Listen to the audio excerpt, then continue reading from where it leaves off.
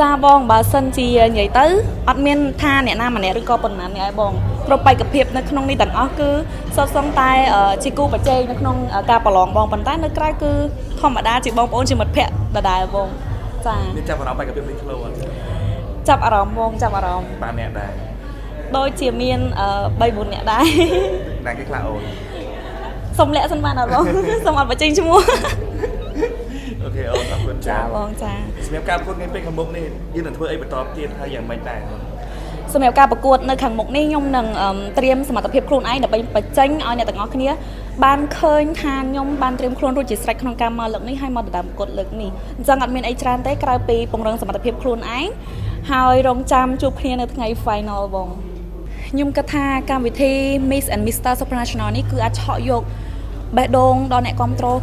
100% បងដោយសារតែកម្មវិធីរបស់យើងគឺមានអ្វីដែលថ្មីថ្មីប្លែក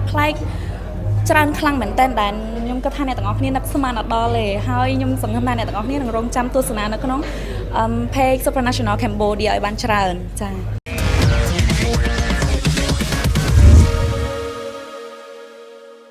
ចាបងសម្រាប់មួយរយៈក្រោយនេះគឺ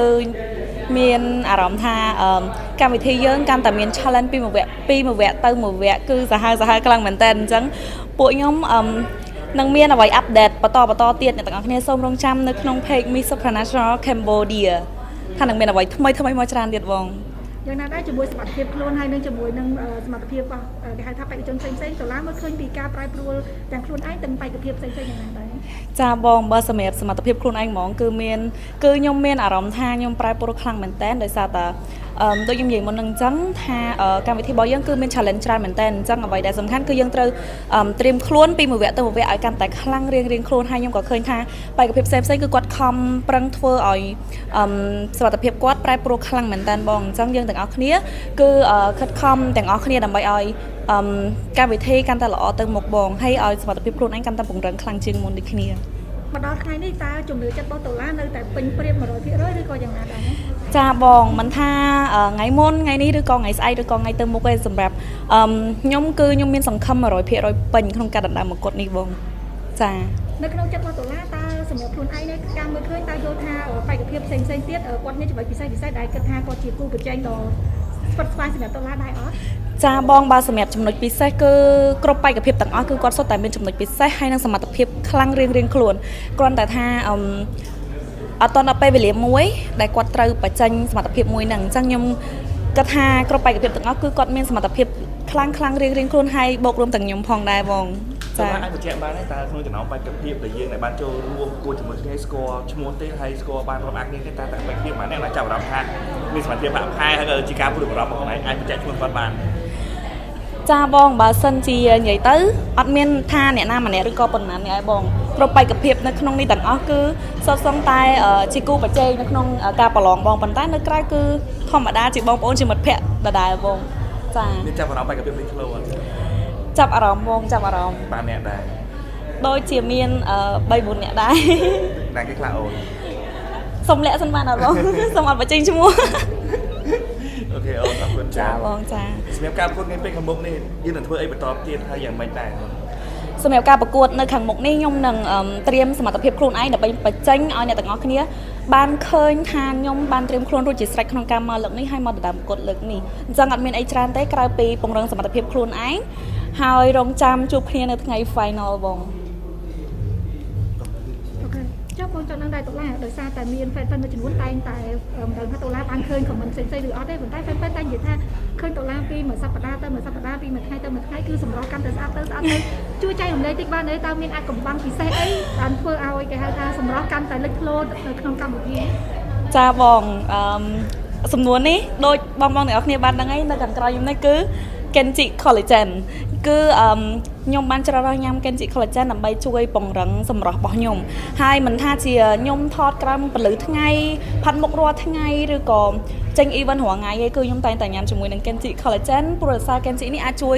ច្រើនមែនតើបងទី1បំពេញវីតាមីនដល់រាងកាយហើយបំបត្តិជ្រីវជ្រួញដូចជាខ្ញុំ make up ច្រើនអញ្ចឹងវាត្រូវការជួយបំពន់កោសិកាហើយនឹងធ្វើឲ្យកោសិកាថ្មីដោះមករហូតអញ្ចឹងណាបងអញ្ចឹងអានេះជាចំណែកមួយហើយចំណែកមួយទៀតគឺខ្ញុំថែរក្សាខ្លួនឯងឲ្យបានល្អបង ចា តើឡាបងសុំមិនដឹងថា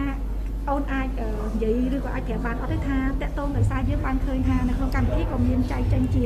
mentor គឺមានបេក្ខភាពមួយៗគឺត្រូវចូលរួមគេហៅថាតាមក្រុមមាន mentor អញ្ចឹងអាចជួយចែករំលែកបានទេថានៅពេលដែលយើងមានជា mentor បែបនេះតើសម្រាប់បេក្ខភាពដូចជាក្នុងនាមតុលាបានទទួលអ្វីខ្លះ